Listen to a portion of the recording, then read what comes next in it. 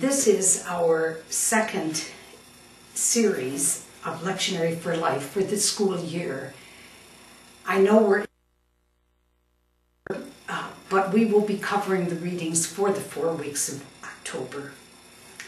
There is a consistency between and among our scripture readings for these 4 weeks, proper 22 through 25. The book of Job is the Old Testament reading, Hebrews is the New Testament reading, and we continue Mark as our gospel companion. First, a brief word about the 2 readings prior to the gospel. The book of Job belongs to the 3rd division of the Hebrew Bible, known as the Writings. Raymond Brown, in his book, writes that Job is a poetic dialogue in a prose narrative setting. Job deals with the profound theological problems of meaning and suffering and how we as human beings relate to God. Some believe the book of Job may date to the Babylonian exile and the return of the people. And Raymond Brown writes that Job may be showing us that God may have other purposes than merely the expertise in executing justice. As we remember from the book, Job's friends are not willing to leave a margin of uncertainty, nor to admit their limits of understanding. But Brown tells us all God's works must be clear to them, and that is their problem. They forget that they're dealing with mystery. They're forcing facts to agree with their understandings. But God trusts his servant Job to serve him, and that is Job's opportunity. The letter to the Hebrews has an unknown author. By the 2nd century, it was attributed, however, to Paul.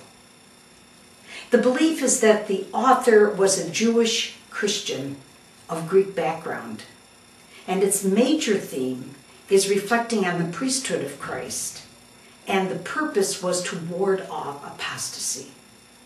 Somewhere around 70 in the Common Era, people believe the letter was written, and they think the letter is really one large, extended sermon or homily.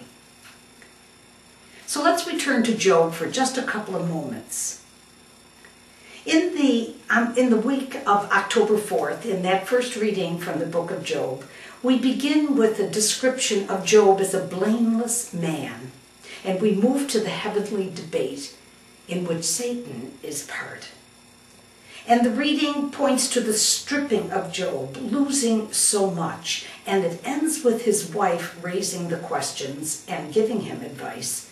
Curse God for all God has done to you. In the second week, this coming weekend, Job engages his friends and then God, and he moves into a state of spiritual darkness. In the third week is the climax of the book, where God finally appears and there is an encounter between Job and God. God comes to Job in a whirlwind. Job wants to know why he suffered, and yet there is no answer about that from God. The book really raises more questions than answers. We're assured that God is God, and we are humans who struggle with so much but don't always understand. In the 4th week, it's the epilogue of the book.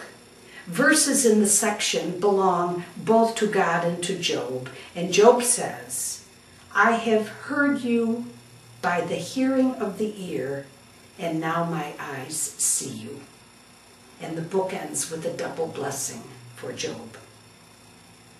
And so when we look at the book of Job in the broadest sense, the struggle of human suffering and the mystery of life are revealed in this text.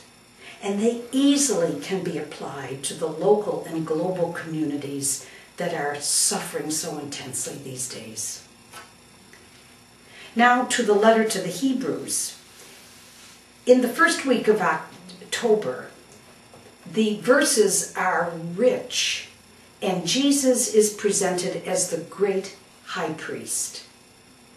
The power of the suffering of Jesus is pointed to, and salvation history rises when we hear God spoke through our ancestors in many ways. The letter refers to the exalted status of Christ that will be revealed throughout the letter or the sermon, that Christ is superior to Moses, to Joshua, to earthly priests, and to Melchizedek.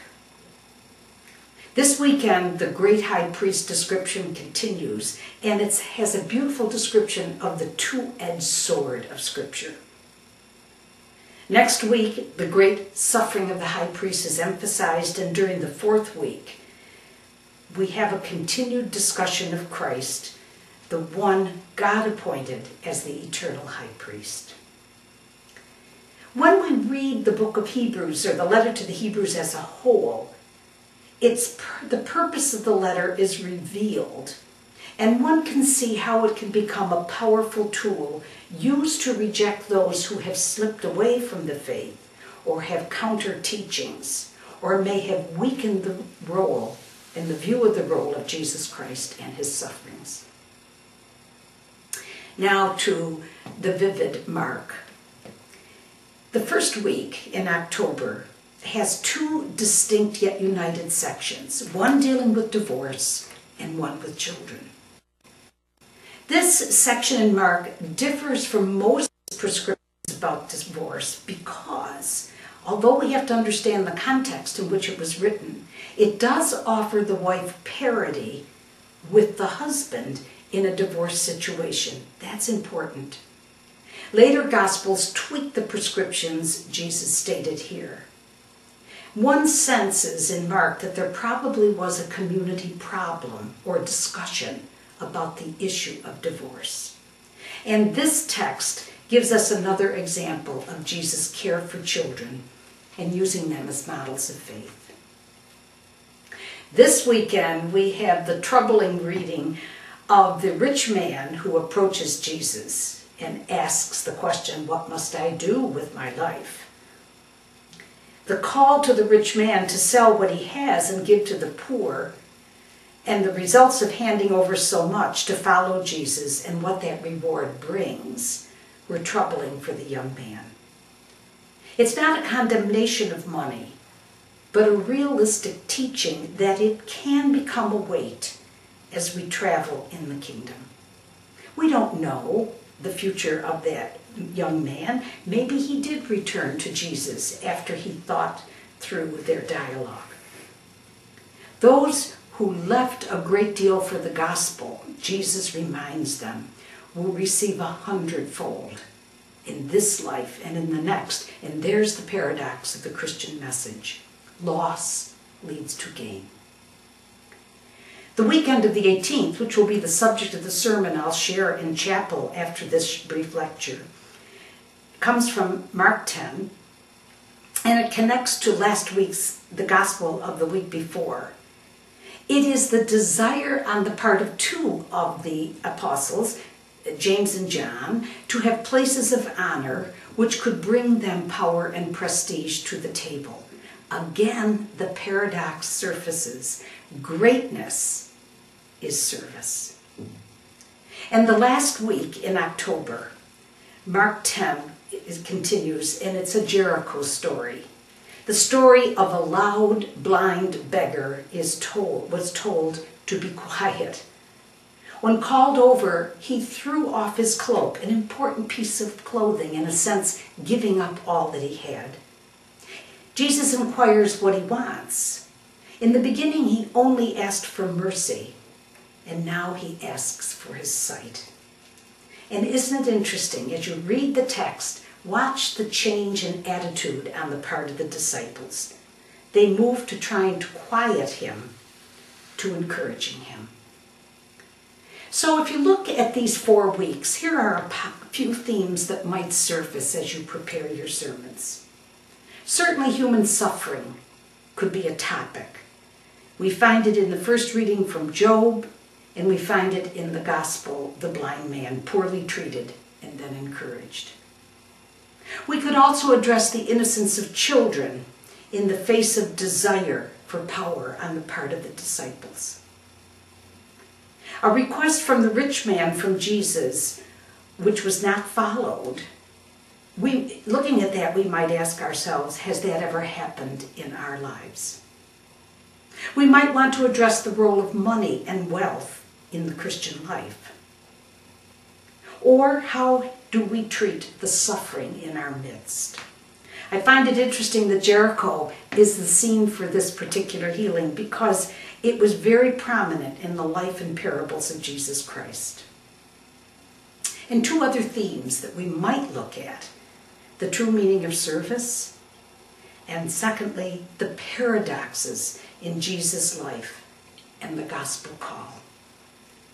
I invite you now to join us in the chapel, and we will share a sermon from Proper 24 for October 18th.